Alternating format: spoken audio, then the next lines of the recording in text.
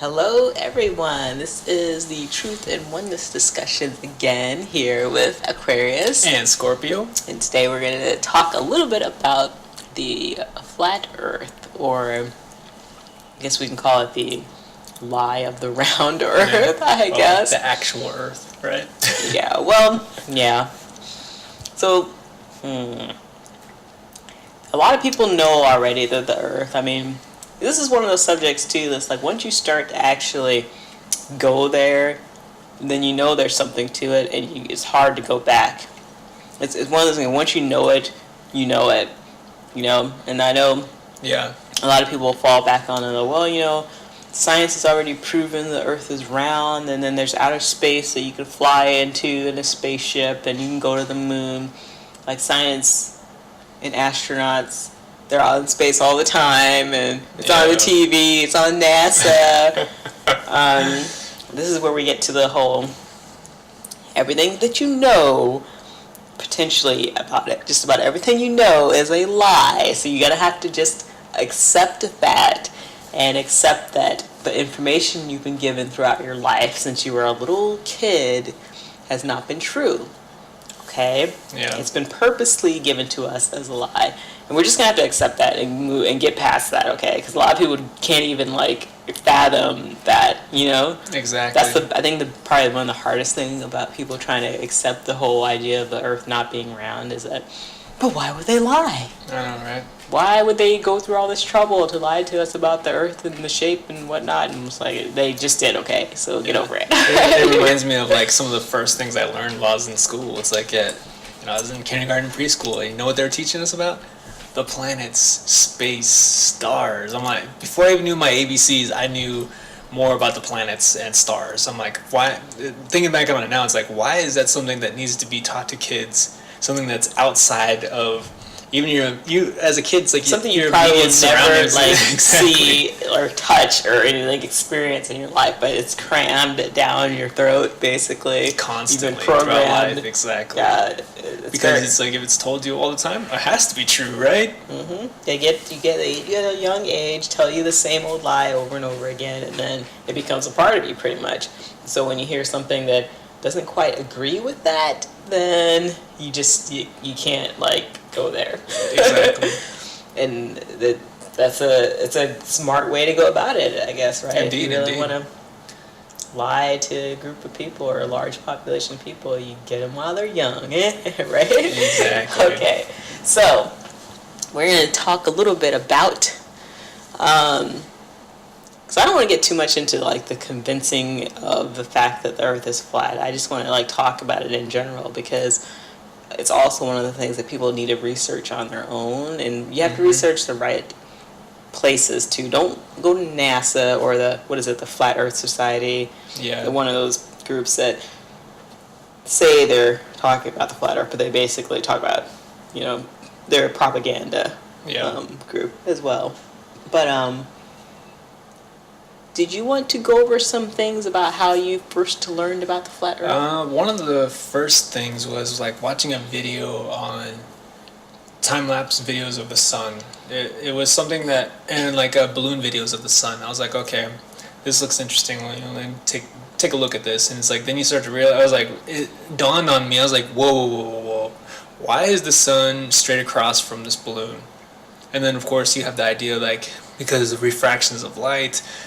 Bending of light rays and all this other stuff with the atmosphere. Science BS that they tell us. All this stuff. And that's go for a second. So this is another thing, is that we're going to keep falling back on. They have all these explanations of why things look the way they do with our own eyeballs. They have it written down in a book that it's going to look this way, or it's going to be perceived this way because of how our mind processes images and whatnot, but. So it sounds they have it all scientifically described and explained, so that if you didn't know any better, you would just take it as face value because it's science. They've proven that this is the experts are scientists. Yeah, exactly. So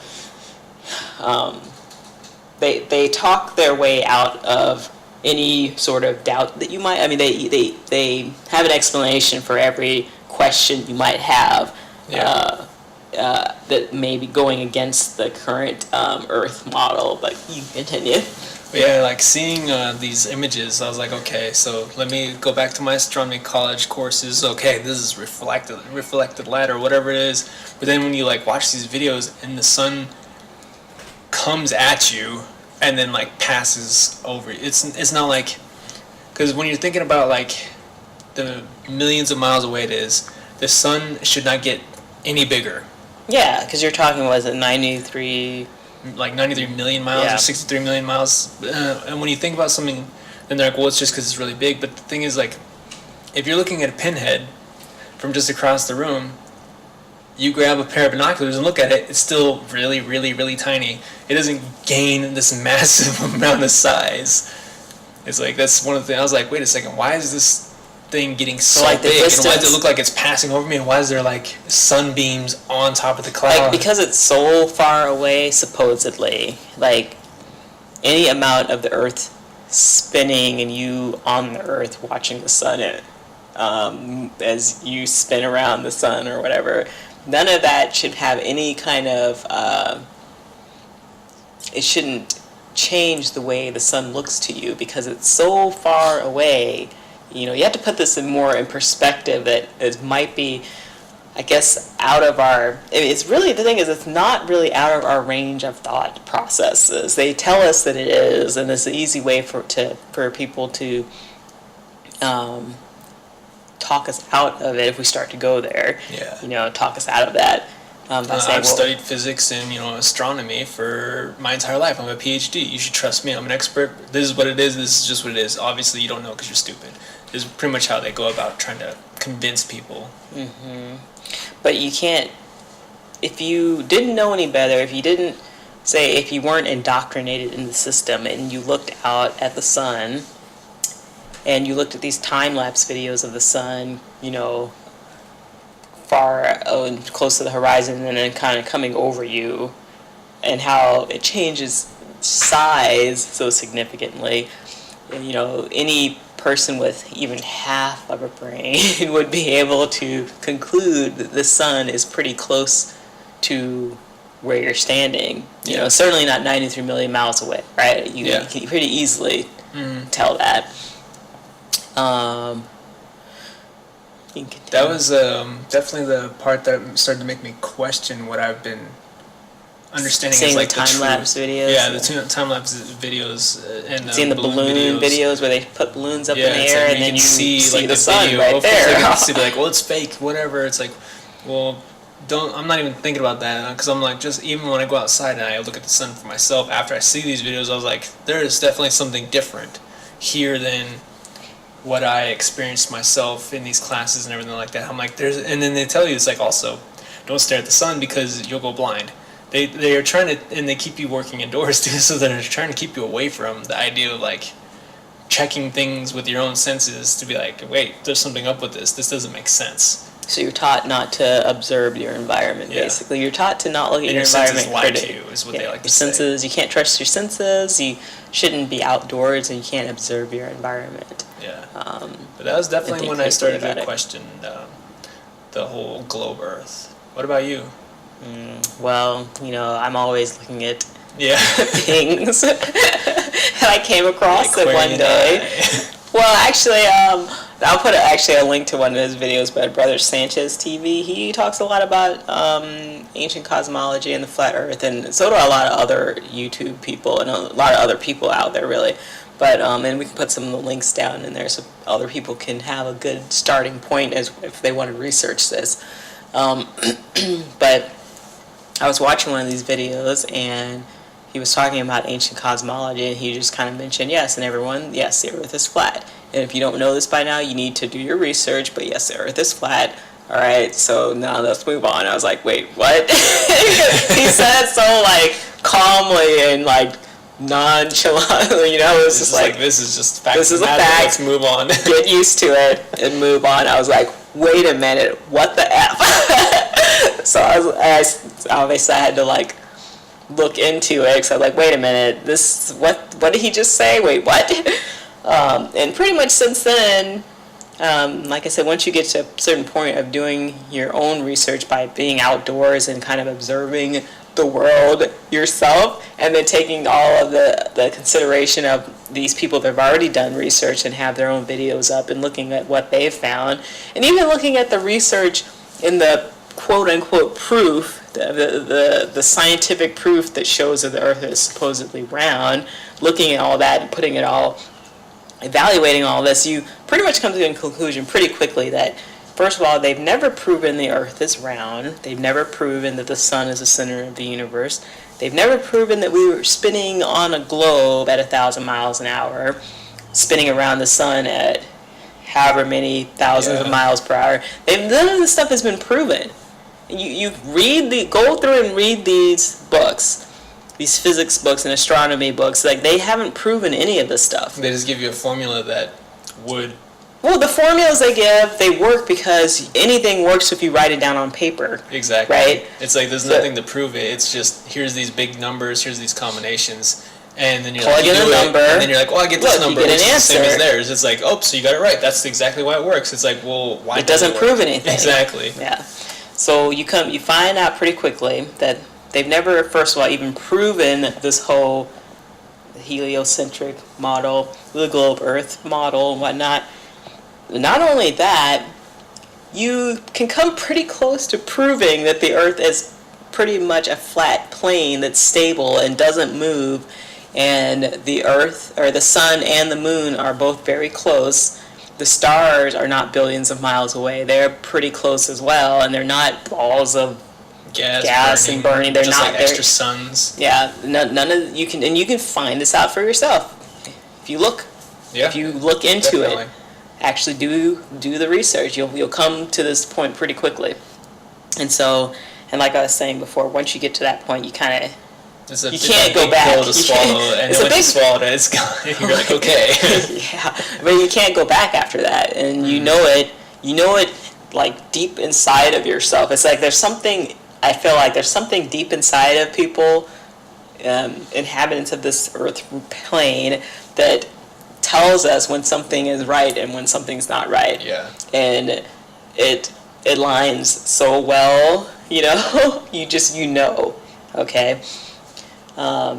And then, of course, you still have the people that say, well, you can't go up there and prove it yourself. You can't get in a airplane or whatever, or a spaceship and go up there. You can't prove it, so how are you going to believe this? Well, like I said, you can prove that the fact that it's the heliocentric model has never been proven, and you can't really prove it.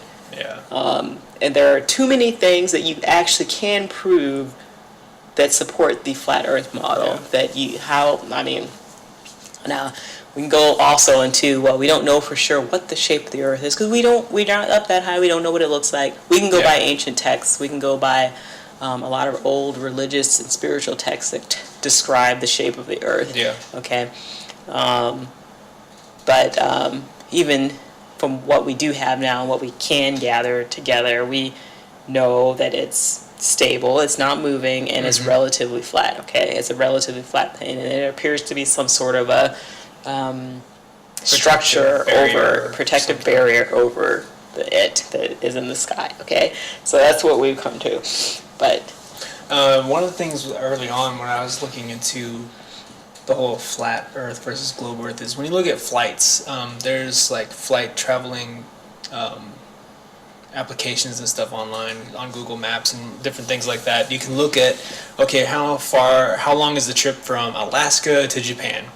And then you look and it'd be like, oh, because it's so close, because of this globe, it's like 5 hours. But then you actually map out how long it takes to get there, like the actual real flights, and it's like, oh, this is going to take you like 18 hours or something like that. You're like, wait, why does it take so long when it's just this short distance? It's supposed to be like right there, right? And then you look at their flight paths and they go in a weird direction. It's like they go backwards, and then they go across the United States, and then they go, into Japan. I'm like, well, why don't you just go the other direction? I mean, because when you go from like California or Washington to Hawaii, you can go that way, and Hawaii to Japan should be just like a short trip, but it's not. You have to still go back to the United States and come all the way back around. It's like, So well, for on the globe Earth model, it that just those doesn't make flight sense. patterns make absolutely no sense Yes. whatsoever. And you can see other people have done the same kind of thing. Like they'll like map out like, okay, here's my flight from this place to this place.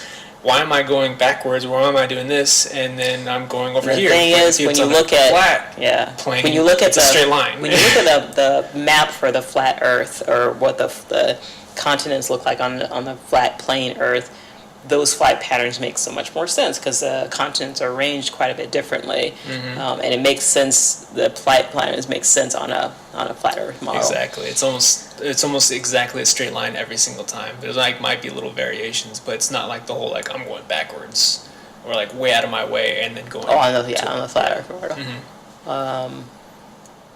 So yeah, it's something people really need to think about, and this is one of those big things that people need to grasp in order for humanity to sort of heal itself and get out of this, I call it the crud that we're in right now. I feel like the whole idea behind a flat plane versus like a globe that was created out of nowhere, right?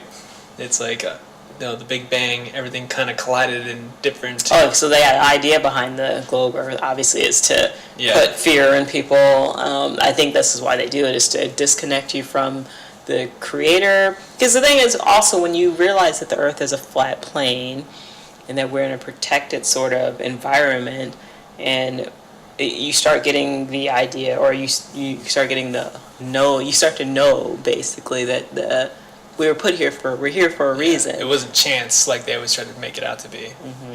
The structure was made for us to be here.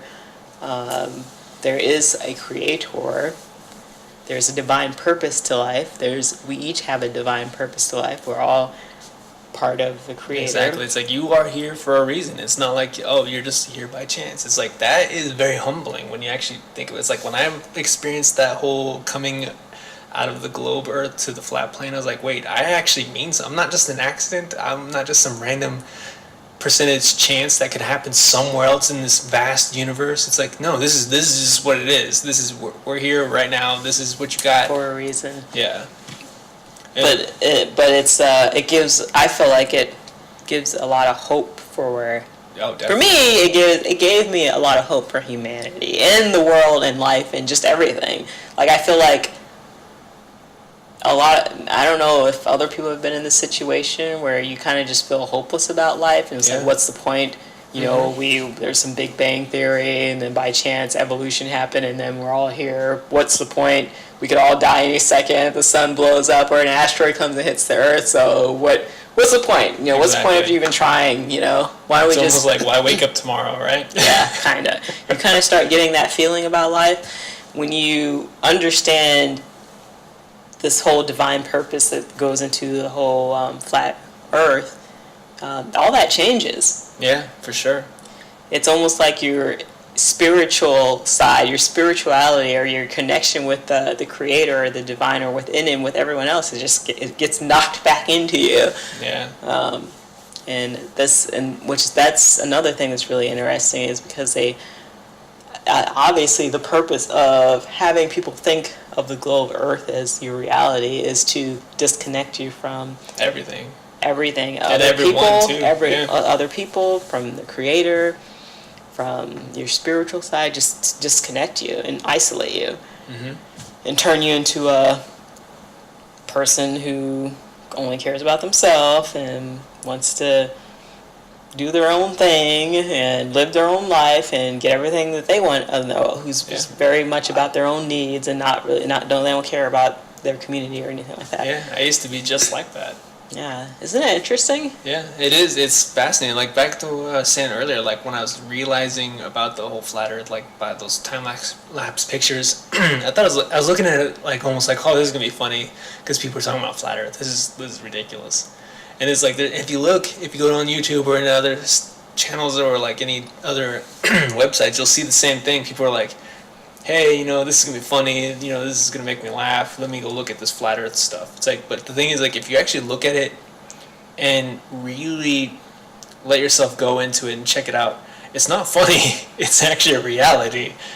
and you can see like it hits you like, wait a minute, what the f? Exactly. Exactly. It's like it's good to go in to try to debunk it based on the idea of like what other people have, like go into these places where people are trying to be like, hey, this is what I've found, and try to be like, that's wrong, and prove it wrong, and then you're gonna be like, wait a second, I can't. You'll find pretty quickly that you cannot prove it wrong. You cannot prove the flat Earth wrong. But that is, if anyone's coming to it new, if you haven't heard of it before, that's how you should. The thing is, you shouldn't just stop once you're satisfied with an answer that supports your globe Earth. You need to keep going and really try to disprove that the Earth is flat. Okay, I would recommend people, yes, to approach it like that. For sure. But no, yeah. So like, what other things like? Oh, and I just want to also mention there's been quite a few experiments that people have done over the years. I didn't want to mention a few of them because maybe it'll give people. I'm sure people have even heard of these experiments, but the Michelson-Morley experiment was one that they did to try to prove movement in they tried to prove that the Earth was moving by doing this experiment, and it failed basically. Oh, okay. That was one thing that they did, and then I've not heard if anyone's heard of the Bedford water experiment, level experiment, that also failed to prove that there was curvature to the Earth. And yeah, I don't want to hear anyone's BS about, oh, well, you can't see a curvature because the Earth's too big, so you're never going to see a curvature. It's like put that aside, okay? Yeah. Because an ant on a basketball or something, it's like the thing is like an ant on a basketball would actually see curvature when it got to a certain point, because there'd be like shadows and stuff like that. Then they're like, whoa, we have to make the ball bigger. It's like, all right, you need to just stop. Yeah, just because the thing is, when you when you're in an air, or even those balloons that they put up in the sky to picture the sun or whatever, those balloons shoot the horizon, and the horizon is always flat. It's flat, okay?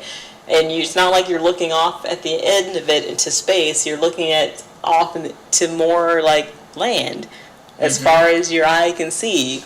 Okay, if you take the amount of space that the Earth actually is, which is, what is it, 20,000 miles, I believe. I think the circumference is about The radius is 3,959. Okay, so that's just the radius. But you take a space that's that. Like eventually, when you get high enough, you're going to be able to see some kind of curvature to it. That's not that big. I mean, it's big, but it's not that big. Okay. Yeah. So especially when you get up in the sky and you're like able to see for a very long distance, and you can go on like different videos and stuff and see like people zoom in, which technically you shouldn't be able to see, but you can still see something that is a complete structure. Well, yeah. What was the curvature? It's a Pythagorean curvature. That tells you how much curvature you should see for every mile that you go with a ball. On a ball. And so based off of that, after a certain amount of time, you should be able to, if you want to go on to it just so you can get some actual numbers. But what is it, roughly like, say we go with 5 miles, there should be a drop of about 16 feet roughly. Yeah, which would be pretty noticeable. And then it's like, and then when some people can zoom in and see, 20, 30 miles, the drop is pretty dramatic, like 260 feet at 20 miles. And people will show you this on YouTube. That's like, they take their camera and they look out over up to 40, 50 miles sometimes at building, the full building, like a 40-foot building or whatever. You can see the whole thing at that distance when you shouldn't be able to see it at all. Unless it was uphill from you or flat. And that's another thing. Was like when I was talking about like flight patterns and everything like that. One of the things that's like when you someone's done research on like the stabilizing mechanism inside of planes, because they're like, okay, if you're gonna be flying, you're gonna be either flying against the curve or with the curve. So it's like we're gonna need some sort of a stabilizer. It had to be an electronic device because obviously mechanical devices wouldn't work because it'd just be a set weight. And then when a person did research on it, the pilot said it was electronic, but he called the company and they said it was mechanical. It's literally just a dead weight that hangs to keep the plane stabilized. And the only way that would actually work would be on a flat plane. It would never actually work on any kind of a curved surface that you're flying on, because then you're going to always be at some sort of an angle that would not keep the plane level. So that kind of gets back to, there are so many things we could look at here, so many different aspects to this problem of the Earth being round that nothing adds up when you really start to think about it. Yeah. I did want to. Another thing. Another one that I remember in class was when we were talking about the constellations and the way that the Earth was traveling around the sun, the planets were traveling around the sun was traveling around in our star cluster and the vast universe and the vast galaxy. Like all these different stars were traveling in different different directions, and I was like, okay, that's interesting. But then when you start to really think about it, some of the ones that they were showing us were part of the constellations we see in the sky. And I was like, well, the argument is there's so many light years away, we're seeing it in a span of time that would not be recognizable to us because light travels at a certain time per year. But then I was looking at the actual model, and it was a span of 14 years that some of these stars were actually traveling pretty dramatic distances, like so far that it'd be like almost a quarter rotation from that far out. So you're thinking, hundreds, thousands, millions of light years away, but they're able to travel like a quarter of their rotation around us, while we're traveling in another direction, while our sun is traveling in another direction, going against the directions, but it's the constellations that have been seen and been. So with all that, so basically with all that movement that's supposedly going out, happening in outer space constantly over these many years, when we look up in the sky, we should not be seeing the same constellations that people have seen in the exact same positions that people have seen over the last thousands of years. Yeah, exactly. And they're exactly the same. They haven't moved. Exactly. And then if you look at those time-lapse photos of the sky where it just goes in a big circle, and they've had some, I've seen some newer ones where it looks like they're trying to do a spiral or something. Spiral it out, and I think those are fake photos. But the one that looks like a perfect circle around, this shows movement in the sky, right? Right? But it shows a perfect circle, like they're moving in a very uniform pattern over the time of the span of night.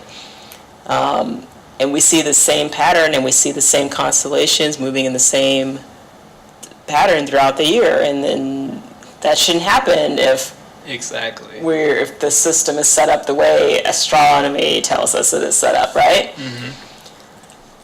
So, yeah, I mean, people will say, well, it's because it hasn't changed, because, yeah, like you mentioned, it moves so slowly that we're seeing what looked like, millions of years ago or whatever, or some crap. And it was like, well, you shouldn't be moving at all, and I don't know. Like something has to not make sense there, okay? In thousands of years, where a lot of these constellations originally came. Well, we shouldn't be looking at the sky and seeing a movement pattern then, right? If it moves so slow that we can't even perceive, I don't know. Yeah, there's definitely a lot of questions that come with that instead of answers. Absolutely. Yeah, the main thing is that people really need to open their heads to this. You stop believing a group of people, which is, I guess, NASA, the government, whoever, that have been lying to us about literally everything, and then they're lying to us about the Earth as well. And I don't understand why people are choosing just to believe this and put their faith in this. Yeah, it's almost like a new religion. Oh, that's what you do research on. A lot of the people that have done quite a bit of research on flat Earth, they've come to this conclusion. It's like a religion. It's like a religion. The religion of being, you're a NASA religion. I don't know what you would call it, but you believe in NASA and the globe Earth. Yeah. basically it's become a religion. And let's see, I just want to mention a couple other things that we've done ourselves too, to see. We got a telescope and looked up at the sky of the stars, and the stars are just supposedly, millions of miles away. When you zoom in, what is our lens? It zooms in at 25. Yeah, something like that, 25 times. You shouldn't go from a little speck of light in the sky to a big circle on your lens. The zoom should not affect it that much, first of all. So that just shows that the stars are quite a bit more close than we think they are. But also looking at these stars zoomed in, you see that they aren't quite what they try to tell you that they are. Yeah, it's like you get some binoculars or get a telescope and look at this for yourself, you guys, or look at the videos that other people have put up on YouTube about this. But the stars, they're little light discs they kind of look like they are shimmering or maybe vibrating or something. And all of them look a little different too. It's like they have different patterns in them. It's very, very interesting, and looking at it, you kind of, it's just, you should check it out for yourself. Yeah, it's kind of awakening. You look at it, you're like, wait, what? You're like, this doesn't look like... This is not what they told me a star was at all. Yeah. That's what and then they tell you it's like, well, you don't have like this massive, super expensive telescope like we have that we'll never let you use. But I can see it on my binoculars, though. I can see it. I've zoomed in and I can actually see it. So I don't need a really expensive set of binoculars or whatever they have. Exactly. But it's very interesting when you actually take the time and actually look at these things yourself. You, like I said, you come to the conclusion pretty quickly that this is what's going on. Another thing, really quick, that I wanted to mention. Because I don't have an air balloon that I could shoot up in the sky and put a camera on it. Was an airplane recently, and it's so interesting when you know about flat Earth and then you take an airplane ride. So looking out at everything, you see the infinite sort of flat plane above the clouds, and you see the sky is just like completely blue, uniformly blue. And you see the flat plane of the clouds, and you just see straight off into the horizon. It's like a flat, it just looks really interesting. And you look at things a lot interesting when you know the truth, I guess. But also bringing up, so you know how when you're sitting on the earth and you look up at the sky and you see the sun above you? When you're in an airplane, if you look out to the left or the right or in front of you, there's the sun instead of it being above you, right? Now, isn't that kind of interesting? Do you find that interesting at all? Do you? Oh, definitely. It's like something that's supposed to be that far away. How is it to the next to you now? What do you? How much higher in an airplane? About 20,000 feet. What is that? About 4 miles up or something like that. Yeah, you're 4 miles out of 93 million or whatever it is. Extra miles closer, and it makes that big of a difference from it being directly above you to off to your right or your left. Like, come on, you guys. Think about this. Go in an airplane one of these days. I know a lot of people are terrified of airplanes for some reason, too. Well, look at someone else's video that they put up. And just look at this. The sun is not billions of miles, millions of miles. I can't remember which one it is. Whatever BS they made up and told us about, right? But it's not that far away. It's not. It can't be. You can't be in an airplane and look over your shoulder and see the sun off to your side, Yeah, exactly. without it being right there. It has to actually be that close to you. Oh gosh, and another thing, seeing the sun, the rays of the sun direct on the clouds below it, the sun puts off, and it shows you that it's a light source that's very local, because the clouds directly surrounding the sun are lit up, and then the ones further away are not as bright. Using your brain, you can easily see or come to the conclusion that, okay, the sun's right there. It's not millions of miles away. It's right there above those clouds. Because if it is that big and that bright, that far away, half the Earth pretty much would be lit up evenly, uniformly, yeah. pretty much constantly throughout the day. Half the Earth would be lit up, but that's not the case. Yeah, you wouldn't get... And all the You rays wouldn't would be look like at- straight down on you. Yeah, you wouldn't look at the sun and see directly surrounding it the clouds lit up, and then the ones further away casting shadows on the other ones that are further away, and the light gets dimmer as it gets further out, and not that much further out. I'm not talking about like way far out. The light's dimmer. It's like directly around. Like you can see all of it just looking in one spot. But it was very interesting. We encourage, of course, people to not just see this or listen to this or listen to anyone else's flat Earth videos or have it come across your space and just like don't ignore it. Like research this, find the truth out, because like we said many times where the truth is extremely important. But find the truth out, and it just gives you a ground to stand, more of a solid ground to, well, no pun into, well, a solid ground to stand on, right? And it's exciting knowing the truth, I feel like, at least. But I think for this talk, we can wrap it up here. We probably will revisit this again, because there's so much to talk about it, flat Earth. Yeah. And it's really exciting. I still want to continue to research more of it, but and that's another thing that's interesting too. Is like even if you don't really care about the subject, occasionally just look at like how many people are like talking about it on like YouTube or like different channels or whatever. It's like just look at as time goes on, how many more are starting to talk about it. Yeah, it's like it's a contagious. the truth can be contagious, and it's spreading, and I find that to be very it's good. Yeah, it's like heartwarming. It's like it's getting out. Mm-hmm. Even if everyone doesn't get it, people are getting it, and this is what the world needs. This is a piece of what the world needs to heal itself. Basically, Definitely. It needs to know the truth. But alright, so we will wrap it up there. Again, this is Truth and Oneness Discussions with Aquarius and Scorpio. Yes, have a good evening, everyone, and we will see you all next time we do a video. Thanks for listening. All right.